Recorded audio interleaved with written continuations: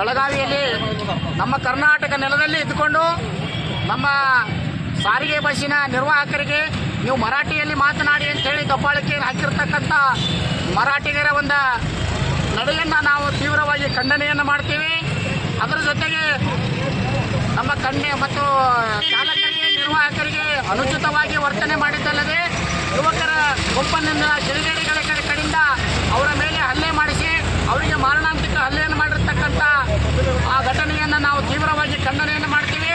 ಅದರ ಜೊತೆಗೆ ಆ ಒಂದು ಯುವತಿ ಮಾರಿಹಾಳ ಪೊಲೀಸ್ ಠಾಣೆಯಲ್ಲಿ ನಿರ್ವಾಹಕನ ವಿರುದ್ಧ ಪೋಸ್ಕೋ ಒಂದು ಪ್ರಕರಣ ದಾಖಲೆ ಮಾಡಿರತಕ್ಕಂಥದ್ದು ಒಂದು ಖಂಡನೀಯ.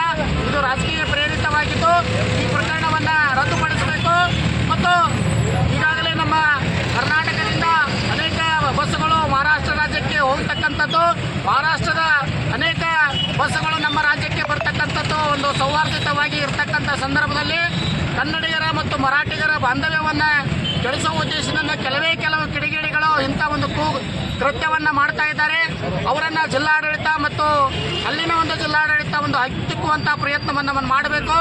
ಇಂಥ ಘಟನೆಗಳು ಮೇಲಿಂದ ಮೇಲೆ ನಡೆಯದಂತೆ ಜಿಲ್ಲಾಡಳಿತ ಒಂದು ಕಟ್ಟುನಿಟ್ಟಾಗಿ ಕ್ರಮ ಕೈಗೊಳ್ಳಬೇಕು ಅಂತೇಳಿ ನಾವು ರಕ್ಷಣಾ ವೇದಿಕೆ ಶಿವರಾಮೇಗೌಡ ಬಣದಿಂದ ಆಗ್ರಹ ಮಾಡ್ತಾ ಇದ್ದೀವಿ.